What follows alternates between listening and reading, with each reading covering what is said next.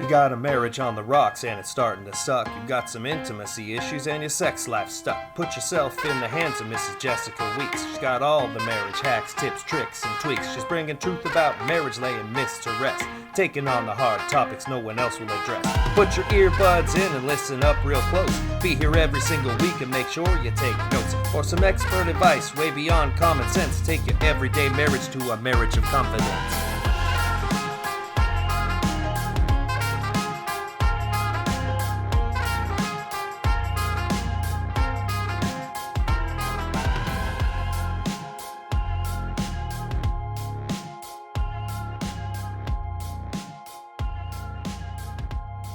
This is the Confident Marriage Podcast. I'm your host, Jessica. And I'm your host, Sean. No fluff, no BS, just straightforward, real talk, real world experience, and practical solutions.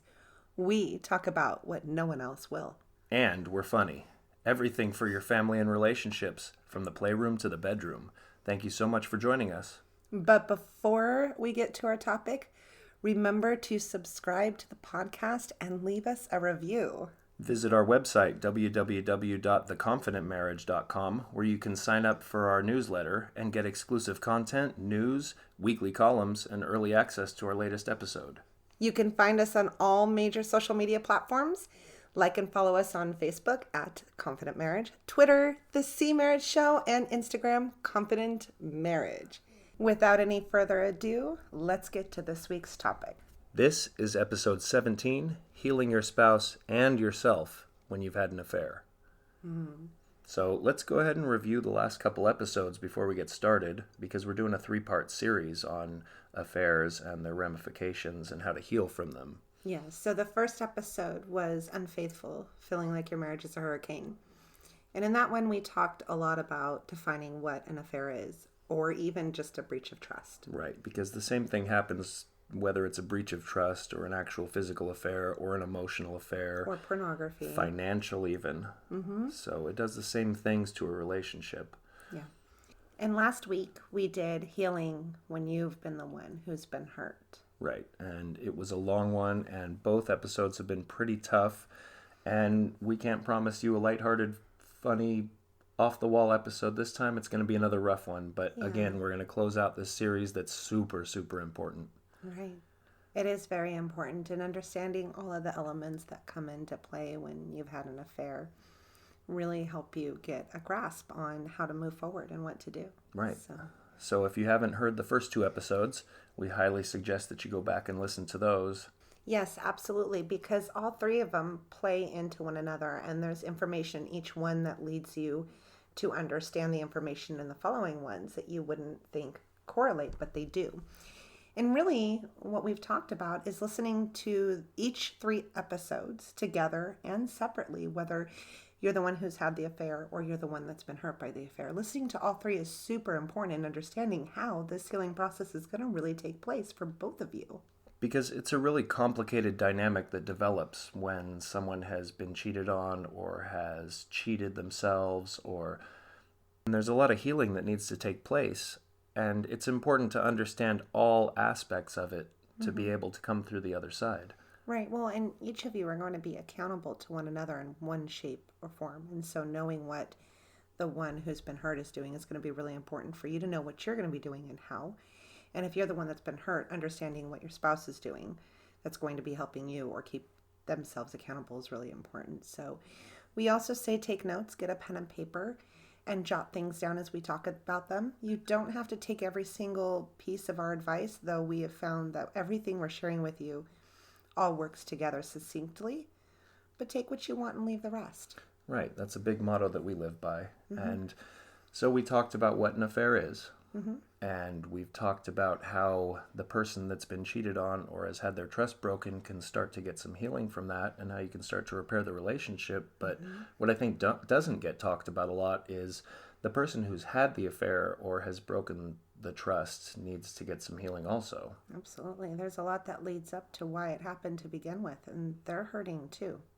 Yeah, a lot of hurting all the way around. So today we want to cover what you need to focus on healing yourself if you're the one who cheated. And you also need to know what to focus on because it's your responsibility to heal your spouse. You need to heal the both of you. Right. We're going to talk about some barriers that can occur to the healing process. Mm-hmm. The shame cycle is a big one. Yeah, and I'll be writing an article about that on our weekly newsletter. And, there's the cancer of lies in a relationship that can follow, that preceded the breach of trust, but can also follow behind that too. Absolutely. And then there's the disclosure for closure. Yeah. That we're going to talk about. Did you come up with that? I did. Disclosure for closure. Mm-hmm. And then finally, we'll walk you through how to start putting all of this into practice. Right. So let's go ahead and jump right in. Yeah. So why do you need to heal as well if you're the one who's committed the breach of trust? Why is that important? So many reasons. You have to take responsibility for what happened first and foremost. So that's a big thing, and I want to talk about that because it is really important in healing your spouse that you take responsibility for what you did. It's really important that you understand that you're the one who caused this hurt. And while your spouse may have been doing things wrong in the marriage or not putting in work where they needed to, or may not have, right, it's still on you for taking an unhealthy action in response to that. Right. Well, that tells the person that has been hurt that you recognize and you accept what you've done, instead of brushing it off as not that big of a deal or you're exaggerating. It shows them, number one, that you're really dedicated to making some changes in your marriage with them. And number two, makes them feel validated, which is super important because what you did hurt them and they deserve that validation. And taking responsibility is a big part of that. Right. And I think we need to talk about not being a victim blamer. And you don't want to get into, well, I did this because you. Mm-hmm. I did this because you. You need to get in a place of understanding that there was a healthier way to deal with whatever the other person's part was, because everybody always has a part in it. Right. Well, and we like analogies on this show. So if you get arrested for murder and you tell the cops, well, I shot them because they called me a name, it doesn't matter. You still did it. You still acted on it. You made the choice to move forward with something that you shouldn't have done, regardless of what someone else did. Still your choice. Mm-hmm. Yeah, and we need to be responsible for our choices because even though we may act like kids sometimes, we are all adults. Mm-hmm. So it's also very important that you take responsibility and you do it honestly internally, and that you accept to yourself honestly that you were the one that caused this, because that's what's going to open the door to the healing. If you take responsibility to your partner, but you do it only in words, and you don't internalize that and make it part of yourself, you're putting a big barrier up to healing. Right, and nothing will come of it, and that'll be discovered sooner rather than later. So you're wasting a lot of time by just acting like you're taking responsibility. Right. So let's talk about what happens inside someone who's committed a breach of trust. Mm. And I know we've both been guilty of this. I think that's really hard for that person who's been hurt to hear, because our pain is more oftentimes more than the one who has breached the trust. So we really don't want to hear it, but we really need to. Yeah, let's go with that analogy thing. And it's like if someone runs a red light and slams into your car and you break both your legs and a couple ribs and you're laying there screaming in pain. Oh my gosh. And you're laying there screaming in pain. Goodness. The last thing you want to hear is the other driver who hit you and broke the law doing it to come up and go, oh yeah, my head really hurts too. You're going to be like, I don't want to hear any of that right now. It was your actions that caused me to be hurt. I'm busy dealing with myself here. Mm-hmm. And they're feeling a lot of shame over what they did, and they could even be in denial about it. In fact, it's completely normal for someone to be in denial about that. And it really takes an open mind to see the full scope of what you did and how much it hurt. And it's really hard to accept those things. And one of the pitfalls of denial and shame is that you can get locked in what I like to call the shame cycle. I mean, I don't think I came up with the term, but it's a cycle where you feel shame and that makes you feel crappy. And so you go to an unhealthy instant gratification behavior to try to cope with the shame, which makes you feel more ashamed, which leads you to do it more, which turns into this huge never-ending cycle. Mm-hmm. And it can be really detrimental because things can go downhill real fast, and it can keep you locked in those unhealthy behaviors that led to the breach of trust to begin with. Mm-hmm. And then on the flip side of that is denial, which, as we talked about, puts up an incredible barrier to healing. If you can't, and it took me a long time because I didn't want to have to admit to myself that I could hurt another person, let alone the person I cared about most in the world, that badly. Mm-hmm. But I think you would agree that the real healing didn't start and the real change didn't start until I could accept that. Right. Well, and a lot of times people don't think that they're feeling shame or anger or guilt or hurt over what they did. But that's deeper than the conscious level at the moment. And it doesn't start showing its ugly face and rearing its ugly face till later. So while right now you feel okay, Mm-hmm. that's not going to be the truth later. Yeah, and mark our words, if you've committed a breach of trust, you are feeling shame and you are in some sort of denial about it, and you may not even realize it. And as Jess often points out, those things are going to surface in ways we may not even understand or realize. It's a cycle of life. Often we do things and the consequences of them aren't always immediate. And people will tell you, especially in their older age, that they didn't suffer consequences from the choices that they made until much later in life or years later. One example would be is eating unhealthy for a very long time. Mm-hmm. Well, it doesn't affect you then, and you seem totally fine with it, and you're perfectly okay with it, and you're totally enjoying it. And like, oh no, I love being able to eat whatever I want. Come 50, 60 years old, when you have severe medical problems, that's when the consequence, but it's too late. It's far too late. Boy, I live a little bit of that now. I definitely didn't eat right, and I'm getting up there, and I feel it. Mm-hmm. So, and I'll tell you a little personal experience. It's real prevalent when you've come from an addiction background. There's a lot of shame involved in that addiction and a lot of hiding it. And one of the ways that addicts cope with all the internal feelings of shame and denial and self-hatred is they use drugs even more to try to cover that up, which causes more shame, which leads to more drug use. And that's how that cycle can keep going. And it was the same with porn. The more you do it, the more you're ashamed of it, the more you try to hide it, the more it starts to consume your life. Mm-hmm. And so all these things that are going on inside you, if not dealt with and not reconciled in a healthy way, they can lead to a lot of long-term bad effects for both of you. Right. So if there's no healing going on and the behaviors aren't getting corrected, it can lead to, for your spouse who's already been hurt, it can lead to such severe things as post-traumatic stress disorder, which we've talked about on this show. Right. And it can lead to depression. Mm-hmm. Anxiety. Mm-hmm. Paranoia. Right. But believe it or not, the one who had the affair also starts to feel those things, sometimes in a milder way, sometimes almost just as much as the consequences start becoming real. Right. And it's like the telltale heart, where they've killed somebody and they swear every night they can hear the beating of the heart under their bed, and it haunts them for the rest of their life. I'm really bad with my gruesome analogies, but I'm sitting here looking at him, you guys, like, what are you doing right now? But even if you don't think it is, it's going to haunt you for the rest of your life unless it's dealt with in a healthy way and reconciled, and that healing takes place. And even, to take it a step further, even if the relationship doesn't continue and you end up separated or the relationship dissolves, you still need to get that healing for yourself, or you're going to be locked in that same cycle in every other relationship you have. Yeah. And once that aspect of it takes place, if the relationship does dissolve, that can often even be worse because there is no closure for you after that. So Right. you have to start working on that healing now. And healing is possible for the both of you. Oh, it's definitely possible for both of you, but you can't heal your spouse without healing yourself. So Exactly.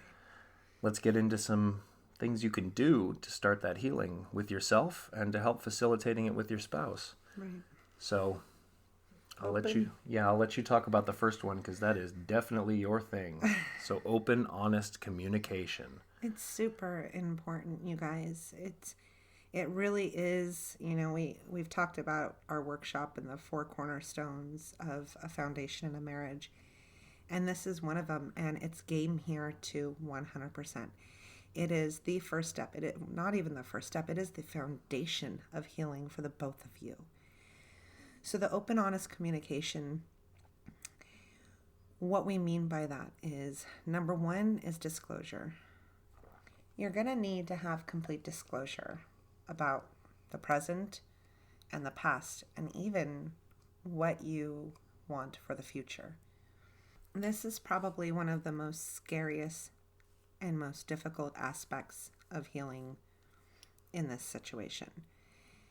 And it's often done the wrong way. Disclosure is necessary, even if this isn't your first affair that your spouse found out about, and there are others. Even if there's more to the situation than they know right now. You cannot have closure without disclosure. Neither one of you can have that. Disclosure does not necessarily mean that you're telling them all the nitty-gritty of what happened in the affair. Disclosure means being open and honest about the affair itself or other affairs, ways that you lied, being open and honest about your feelings, what you were thinking, and what was going on. Often when there's an affair, the spouse doesn't know everything, and you keep a lot held inside of you. That is going to really hurt the both of you even more in the long run. There's probably a lot. More times than not, there's a lot more than you're ready to say. One of the things that I highly suggest in a situation like this is find a therapist or a counselor and lay it all out to them first. Let them know that you want to have full disclosure with your spouse and that you need help walking you through that and your spouse through that, because it's going to be really difficult and hard. But you need to make a list, make sure you leave nothing out, because that is going to be the pivotal point of healing for the both of you. In the moment that it happens, I know they're not going to be jumping up and down saying, "Oh my God, thank you for telling me everything." It is going to be tragic. It's going to be hard. It's going to be difficult. It's going to be traumatic. That's why I say you should probably do it with a therapist there to help walk you through it and the right way to do it, and to help your spouse through that process as well. That initial blow is going to be hard. It's going to be hard for the both of you. But once that's over, the closure can start to happen. And this is where all the other things we're going to talk about starts coming into play and starts healing you guys. And before you know it, it's going to start changing your relationship. The way that it changes your relationship is you're bringing in honesty, open communication that you never had with your spouse before into the picture. There's something called the lie cycle. I don't know if it's a term that's been used or not. I've never heard it before that I'm aware of. We'll copyright it. But it's the cycle that I refer to a lot. And so what happens is when you leave something out, it creates a cycle of continuous lies. And you'll believe that because you got away with this little lie or even this big lie, and they still don't know about this or that, and you were able to keep that from them and in a way protect yourself and in an unhealthy way protect your spouse, you'll find that you're lying on top of that lie to cover up that lie you're still lying about.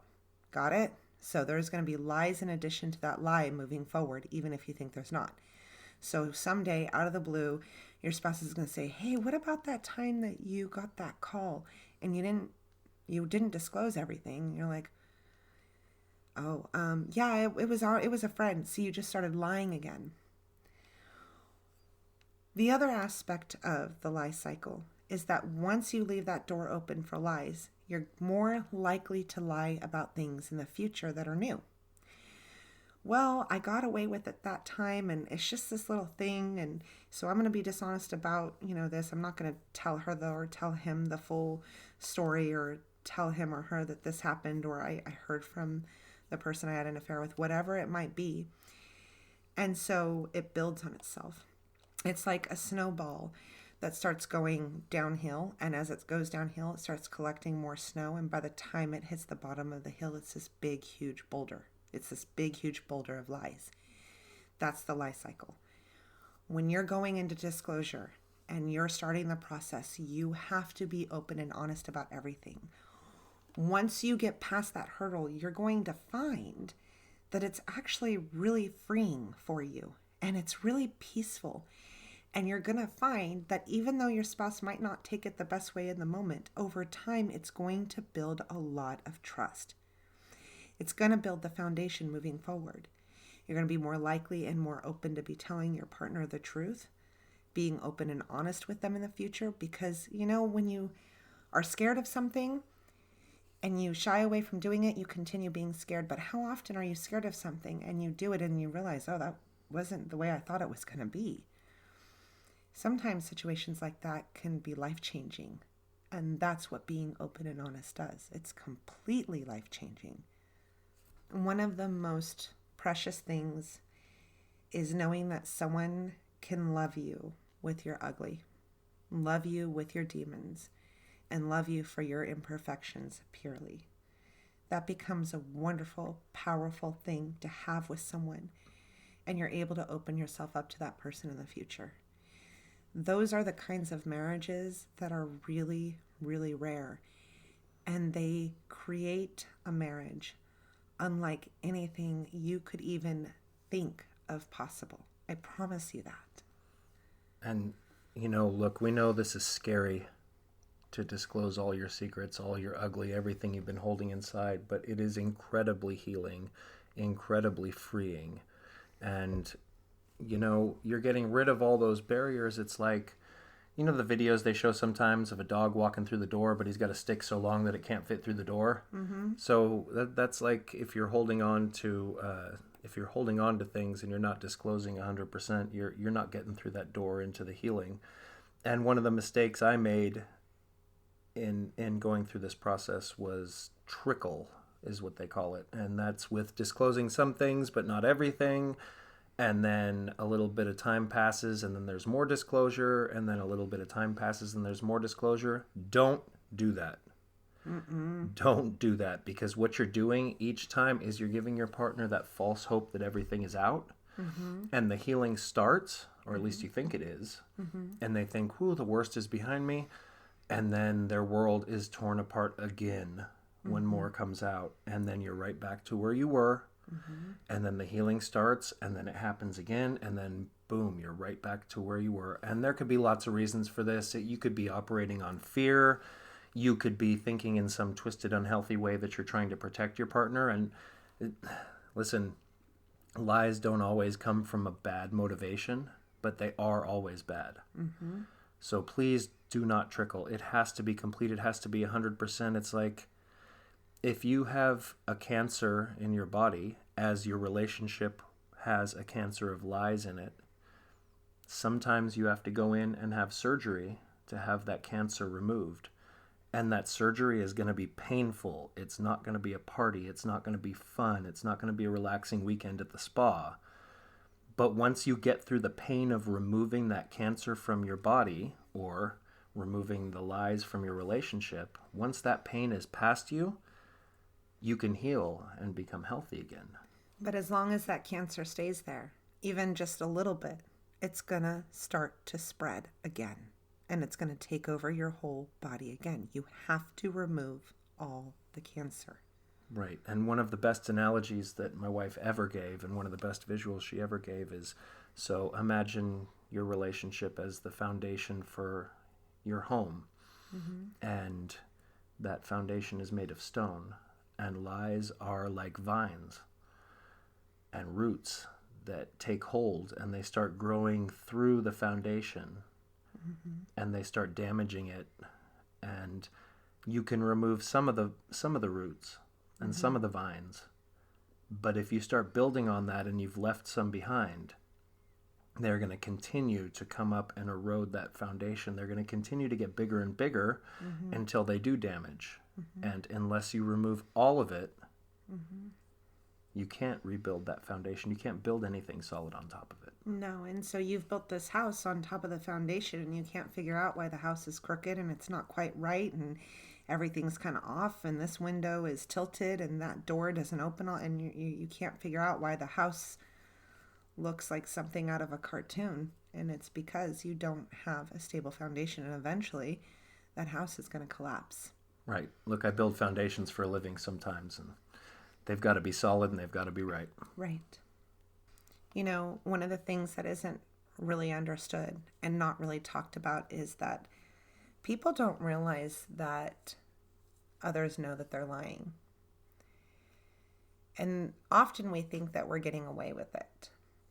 And while someone might not know exactly what you're lying about or the extent of the lie, people are really intuitive, especially your spouse. They know you better than anybody. Mm-hmm. They know when something's going on with you.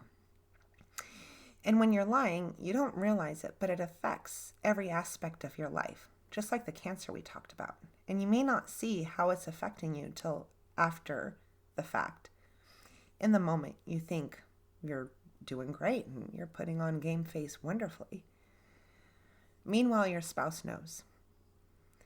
And they know something, but they can't figure out what it is. Which can be even more scary.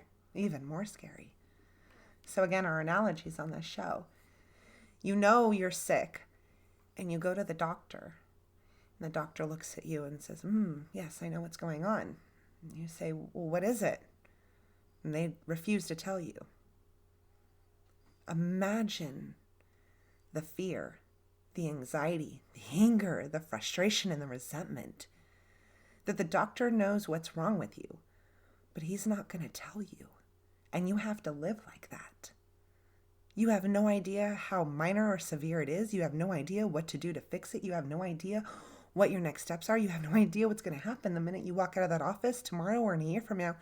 You just know something's wrong, but you don't know what it is. That's your spouse. That's how they're feeling. That's how they're living day in and day out. It's terrifying. One of the biggest needs in a human being's life is the need for security. Like we need air, food, and water. And when we know that we're not secure, but we don't know why or how, it's hard to function. So the last thing I'm going to say about lies and the whole disclosure process and being open and honest is, while you might think that you might be getting away with not saying everything or that you can keep a couple of things secret, when I talk about the lie cycle and I tell you that it opens you up to more lies, and I promise you can tried and true that yourself, eventually you'll start lying again. Your spouse is going to find out about something along the line. Little, moderate, big. They're going to find something out. They're going to catch you in a lie at some point. You need to know that when they do, they don't need to know how many other lies there are. They don't need to know how big other lies are. And they don't need to find everything out to know that you're still dishonest. And that alone is going to erode everything you have worked for or everything you're working towards. That one little lie is going to set you back. You and your spouse completely.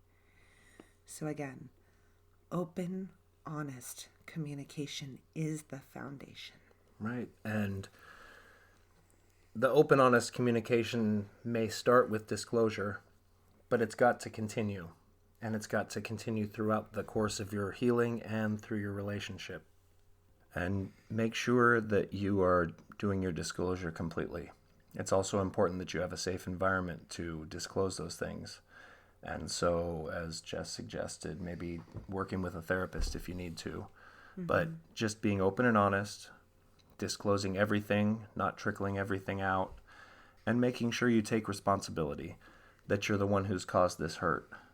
Internally accept that the hurt they're feeling is real, and that it is as bad as they say it is, and that it's your responsibility to heal them as well as yourself Which leads me into one way that you can start taking responsibility for that healing after disclosure, and that's accountability. So accountability is a big thing, and it is also called transparency. And so what happens when you've hurt your spouse with a betrayal or a breach of trust or an affair is that they now have their whole life thrown into disarray, and everything is unknown. They don't know the extent of it. They don't know what you're capable of. They don't know what could still be going on. And it is incredibly important for you to provide a safe environment for them to heal and to take as much of that unknown out of the picture as you can. So accountability is the act of putting everything out in the open, being transparent, making sure everything is seen. And it's really important that you take the initiative and do this yourself. Don't wait for them to ask for it. Yes, and so speaking on that from someone who's been hurt, we don't feel good about ourselves, and often we won't say that we want you to be transparent because it makes us feel, number one, dirty and icky inside for even having to be in the situation to ask for it, and it doesn't feel right to want to be up in your business like that, though we need it to heal. We have a hard time coming to terms with asking for it, number one. And number two is if we have to ask for it, it almost defeats the purpose of it. It loses its meaning. It does. You need to be the one to initiate it and keep it going and do it for your spouse. And so I did write a really good article, if I do say so myself, and it's available on our website. It's called Accountability. No, it was really, really good. I'm just kidding. But I go through a lot of it, and so let me touch on it right now. So one of the things that can help with accountability is to get all of your passwords, because often when there's an affair, things are being hidden, communications are being hidden, and even if they weren't, your spouse is going to wonder. So all your passwords to every account, no matter... Even the ones that they didn't know about that you have now already disclosed. Yes, you disclose those in the disclosure phase. Right. So... And shutting those down with your partner right there that don't need to be there. Shutting the ones down that they don't feel comfortable with you having, because it has to be on their terms, and just making sure that they have access to everything. So one of the things that Jess and I did was that I closed any email account that I had, and we opened a joint email account. So there's free access to all the emails that I send and receive, although I don't do much with it. No.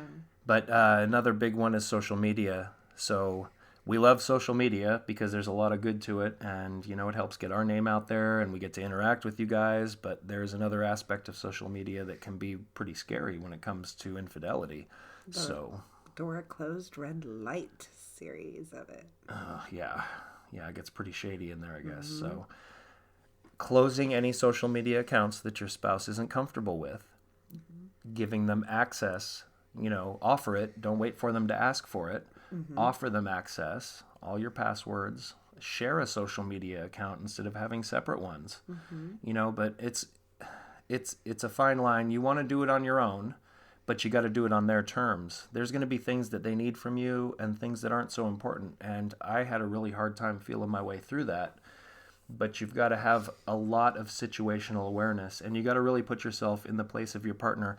Would my wife or my husband, my boyfriend, girlfriend, whoever, would they be comfortable with this situation? Is it something that might cause them to feel uncomfortable? Well, a really good way to do this, so you guys kind of need to talk about this because every relationship's different. So maybe you think you know and you don't know, or maybe you do know, but you sit down and you say, okay, honey, here is every single account that I have. Let's go through every single account and you tell me what you'd like me to do with it. And as you guys sit there, you write down next to every account that you have listed on a piece of paper. We're going to close this one. She's going to do it right in front of me and watch me do it. And she's going to have the old password and email to it. So if I ever reopen it, she knows. Or he knows.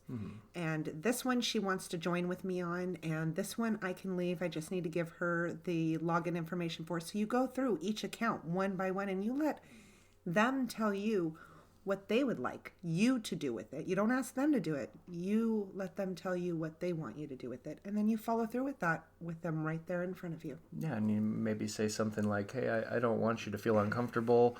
I want to give you some peace of mind, so here's everything I got. What would you like me to do with it? What would make you feel most comfortable? And it could also be that your spouse isn't ready to be open and honest themselves, and they're scared, and they might say, I don't care about any of it. Okay.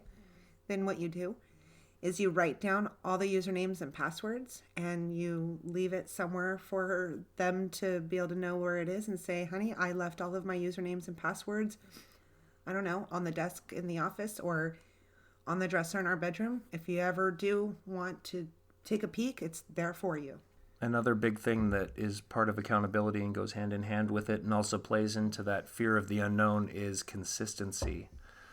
And that is when you're doing the same thing, not that you're doing the same thing all the time, but that you're predictable. Yeah, you're being the person that you're portraying yourself to be, and it's showing up in hard evidence. Right. And so last week I talked to those who have been hurt about keeping consistent to allow the heart and the mind to heal. But that goes for you too. Because often if you throw a wrench into their consistency, you can really throw them off in a day and they can get triggered really quickly. So being really consistent yourself and providing that transparency and that accountability and, the updates is really, really important. While some spouses are going to need more than others, that's okay. You need to find out what it is they need.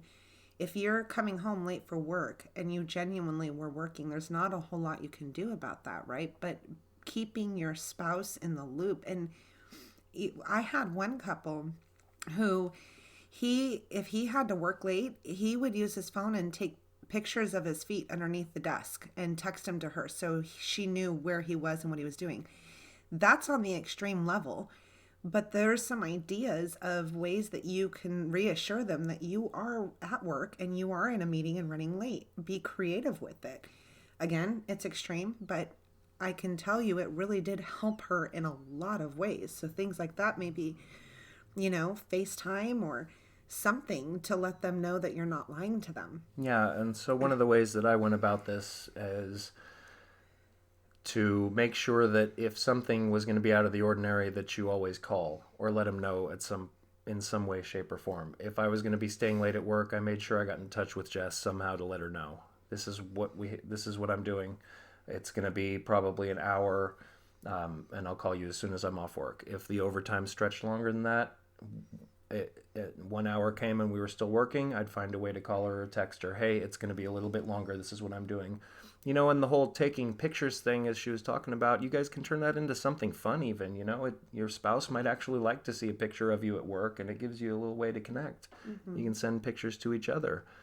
And if you're having to commute a long way, you can maybe take that time to talk to your spouse on the phone instead of sitting alone in the car or spacing out on the radio. I'm all for listening to the Confident Marriage podcast while you're doing it, but you guys could listen together.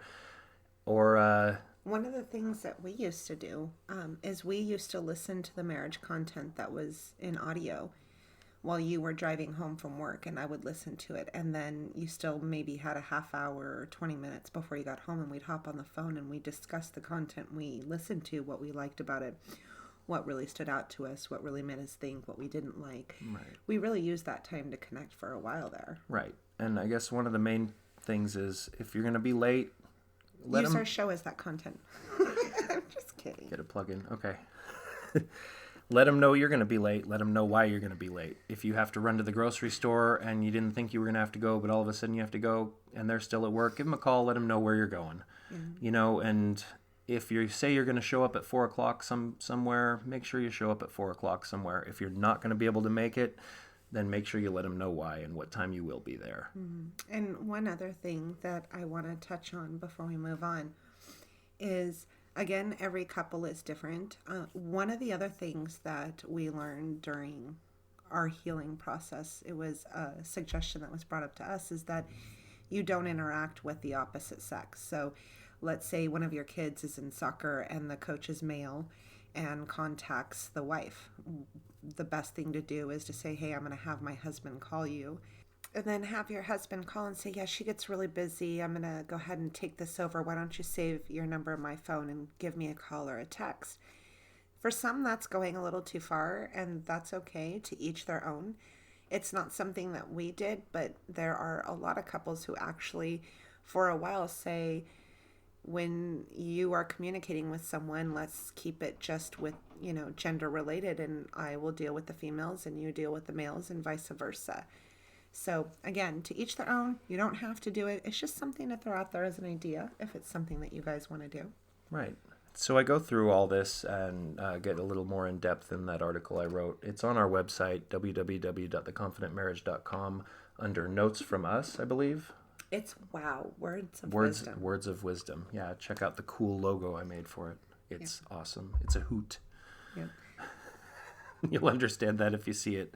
So another big thing, that was a terrible transition. Another big thing is making sure you're taking the initiative to get the self-help you may need. So an example of that can be if there is an addiction going on, a drug addiction, an alcohol addiction, a porn addiction, to take the initiative on your own to get some help for that.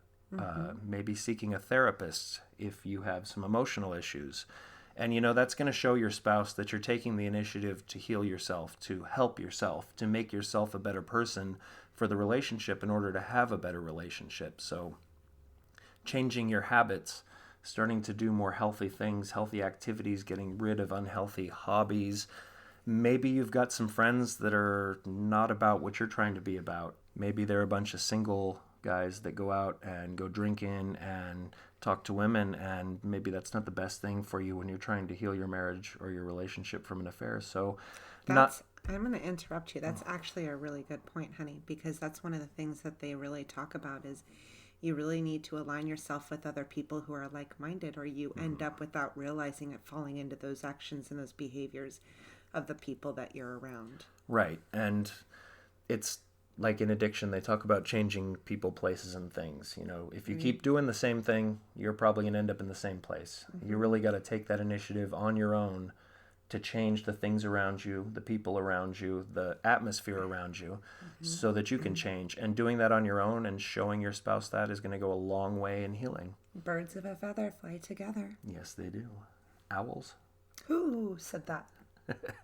Another huge thing, other than accountability and self-help and disclosure and honesty, is learning your spouse's triggers and helping them through them in a healthy way. Yes. You'll hear people, and I used to say it a lot, it's helping your spouse dealing with your spouse's triggers. I hate saying it like that because it makes it seem like, oh, I got to deal with this. But helping your spouse through those triggers, because when they're triggered, it's like they're in the middle of a storm. In fact, to you, if you're bearing the brunt of it, it can feel like they are a storm. But it's because they're hurt and they're scared and they're damaged. And, going back to taking responsibility, you need to get in the mindset, I'm the one who's caused this, and I need to help them through it. Right. And that's such a healing property for the both of you. It really brings you guys closer together when you can help them through those hardest moments. It starts to heal a lot of that pain, that they can rely on you like that. Right. And it's hard for both parties because the person who got hurt, it's really hard for them to turn to the person that hurt them to help them through that situation. But at some point, they're going to have to learn to do that. Right. And you might get pushback in the beginning, or if it's really, really bad. No, you're going to. And don't touch me, don't come near me, I don't want to have any, don't even look at me. I know those moments, but trust me, they'll warm up to it, and once you do it a couple of times, they're really going to see the healing properties. And if you are really intentionally being loving and caring and helping them, they're going to want to come to you because it really does help them with it. It's going to pull you guys closer together, and it's going to be trial and error, and it's going to be hit or miss, and you're going to need to get inside your spouse's head again, and you're going to need to learn their triggers, and you're going to have an honest conversation with them about what they need in those moments, and they might not know, so you guys are going to have to figure that out together. But what I will tell you is it is really, really vital that you are soft and gentle, no matter how they get, and that you're humble, and that you are taking responsibility in those moments, and that you respond with patience, love, and kindness, no matter how they react in those moments. And some ways to help them through their triggers, sometimes When we're still learning how to deal with our own triggers, we forget what we're supposed to be doing to manage those triggers. You really should have a deep conversation with your spouse about what they've learned their triggers are, how, what, when, and why. Last episode, I talked to them about writing all this stuff down. You should be familiar with it and know their triggers so you can predict it before it even happens yourself and be ready to help them. And also what their trigger plan is when they become triggered. So that way, if they're so caught up in the trigger and it's going to happen where they don't want to do anything and they are just angry and hurt and scared and they don't want to do the deep breathing or their meditation or changing their thinking, you can guide them. And Sean, this is one of the ways that Sean would do it for me is one of my things was counting things. And so he'd say, "You're triggered right now, honey. Let's just stop for a moment. How many windows are in the house? Just count them for me. We can talk about this in a minute, but let's just do this right now. How many windows are in the house?" And that's kind of how, and some ways that you can really help your spouse with those triggers. Yeah, so you listen, if you're the one that's caused the hurt, you're going to bear the brunt a lot of times in these moments, and your spouse is not going to be able to snap themselves out of it. And I will say one of the worst things you can do is turn away from them, because believe me, you're going to want to run away in some of those moments. You're going to be feeling a lot of shame and guilt inside over what you've done, and you're not going to want to hear the things they have to say. But instead of turning and running away from them, because that's going to tell them that you're not in it for the long haul.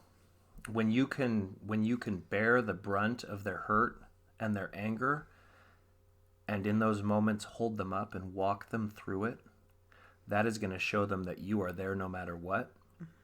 You are changing. You're taking responsibility. And you're taking care of them, and that you're providing that environment of healing that they so desperately need.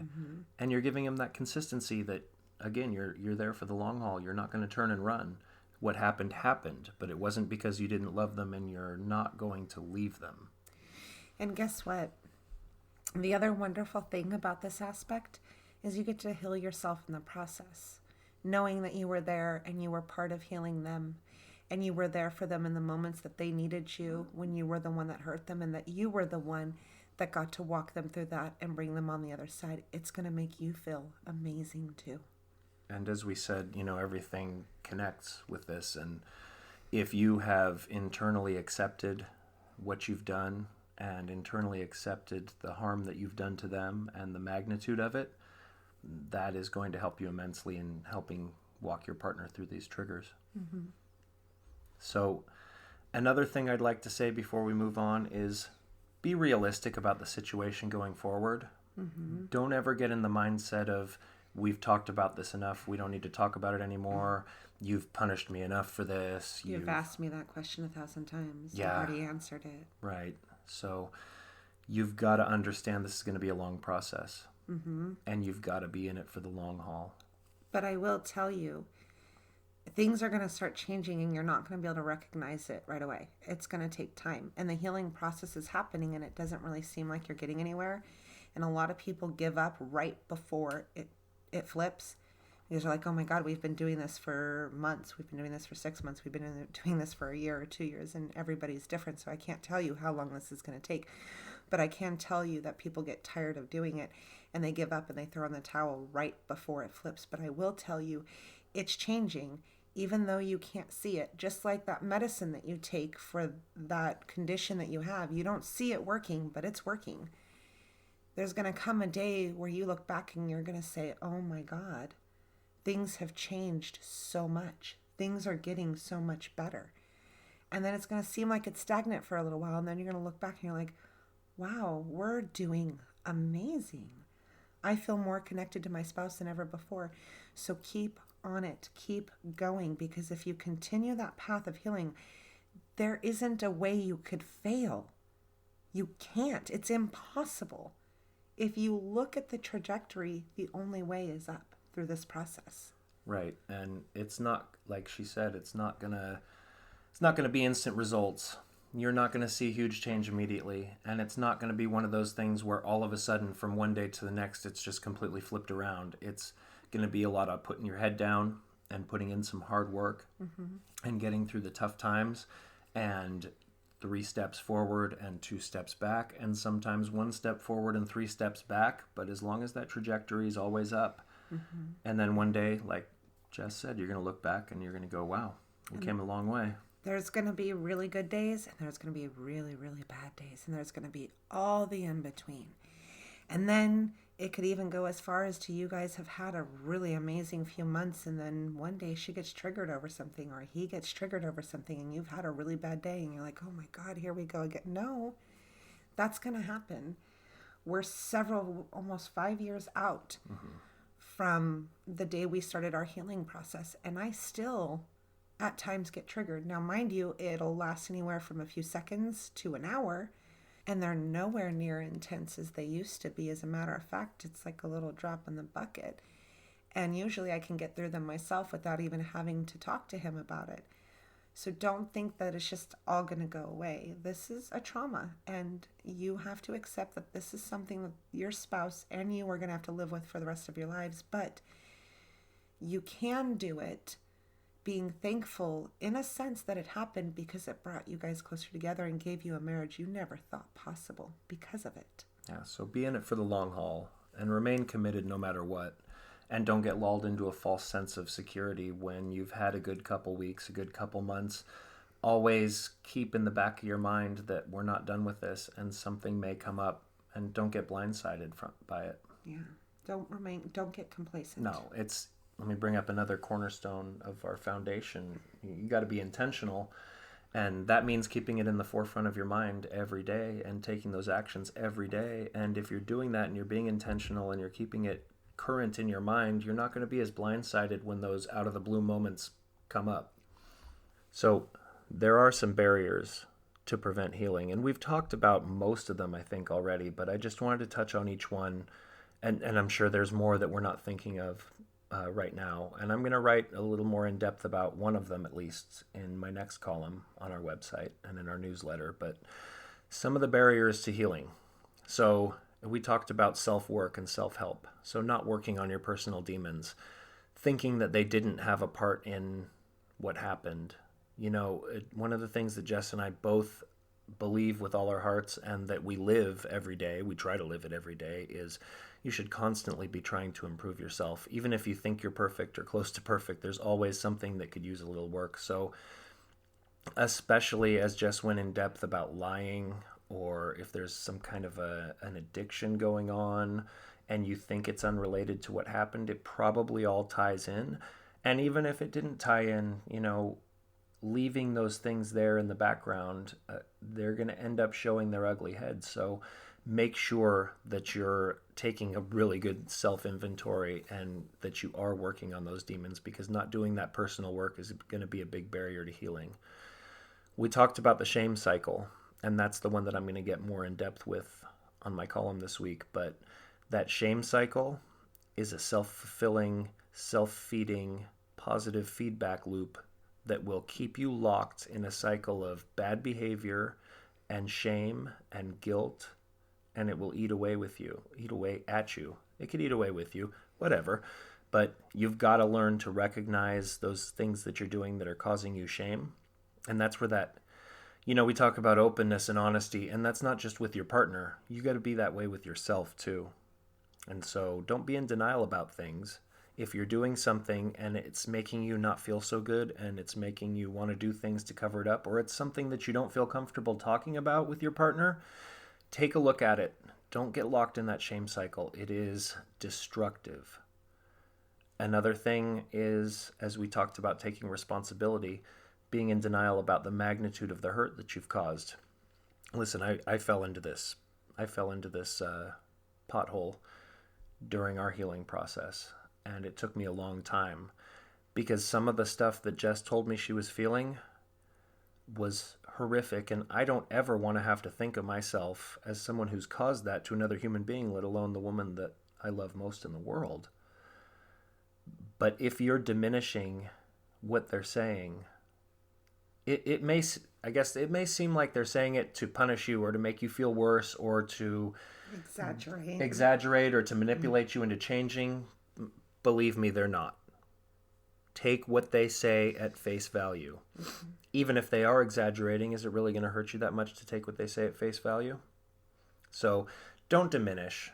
Try to accept it even if you don't want to, and it's going to be hard because you're not going to want to.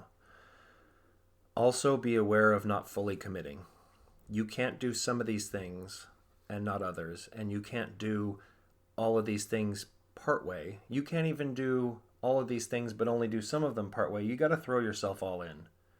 Make sure you commit fully. And commit from here going forward to be open and honest about everything. Not just during disclosure, but from that point going forward. It gives you a fresh slate. It gives you a clean start.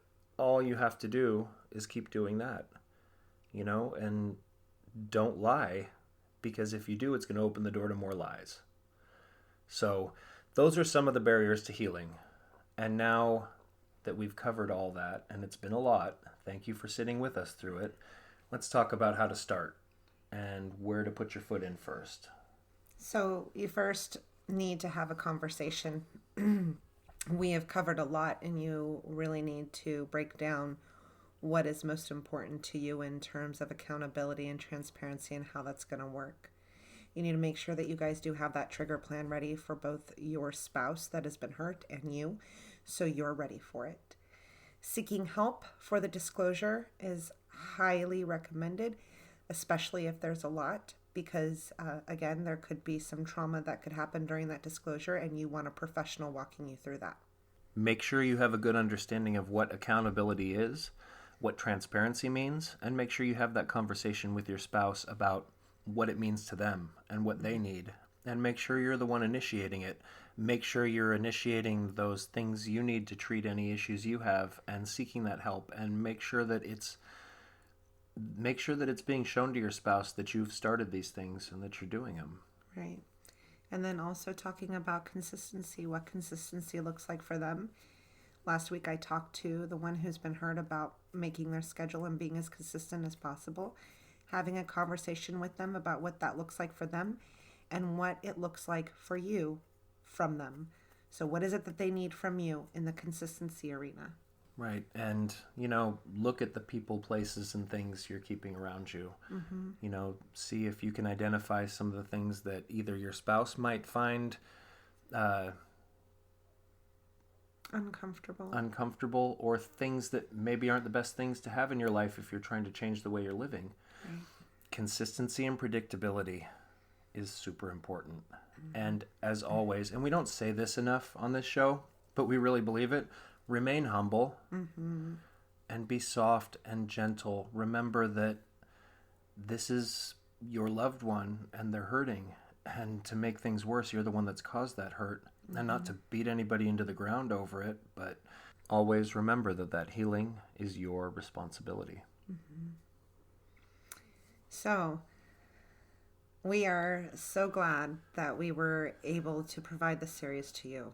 Whether you're listening to it on release or you hear it from a couple years from now, I really, really hope that this helps you, because we both know how incredibly hard this journey is, and the amount of resources out there seems so significant, and yet you put them into practice and they seem like they're doing nothing. So we hope that we have been able to bring you a plan and some understanding that really, really works and helps. Yeah, everything that we've talked about from our personal experience, what works, what doesn't work.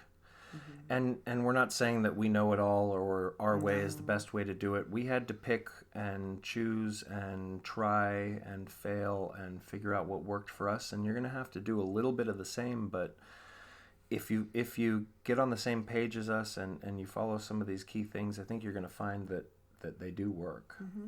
And I know it's been a rough 3 weeks. I know it's been hard and you're probably reeling from it, but we appreciate so much everybody who's listened, and we hope you stuck through it with us, because it can have an incredible effect on your relationship. Mm-hmm. It can. Don't forget that the workshop is still open for registration for a little bit longer. This is the Foundations for Cornerstones of a Confident Marriage. This is a workshop where we'll be covering a topic in the first podcast of the month, And then if you're signed up for the workshop, you will be getting email content every week on that cornerstone. So awesome. It's free. We hope you guys join it, and we're looking forward to that. Yeah, we've been really busy the last couple weeks, and now we're finalizing the last parts of the material for the workshop. It's been incredible putting all that together. We're really, really happy to see how many people signed up for it, and we still got a few spots available, but we're really excited, and we're getting ready to start off the new year and our next season. And we have some great shows lined up. We have some guests lined up. Tease a little bit. Some amazing guests. You guys are going to love them. Yeah, so we've been busy getting our new material ready for the next year. And if you're not following us on Instagram, that's where we're the most active. So I highly encourage you to do that. Some of our interviews are going to be on Instagram Live, and we got some really cool stuff going on there. So if you're not on our Instagram, do follow us, because there is a lot going on the Instagram. Yeah, follow us on Instagram, because you never know when we might pop off with a live video or let you in on a live session of us recording, or we have a really good interview. Or we a couple of days after we release an episode, we're like, oh my God, we want to talk about this. So we'll hop on a live video and elaborate a little bit more on a podcast we did or something else. So do follow us on Instagram, Confident Marriage. And Facebook and Twitter. And our website. So we are going to wrap this up, you guys. It is December 20th, 2020. And it has been an incredibly hard year. And I know whatever holiday it is that you celebrate in this month, it's going to be incredibly difficult. But we want you to stay safe, and we have you all in our thoughts, and wish you all a very, very, very happy and joyful holiday. Yeah, we really do. And we really, really appreciate how much you guys have listened and interacted with us and been here with us for this journey. Yeah. So goodbye for now, but not forever. Thank you, everybody. Have a good day. We love you guys.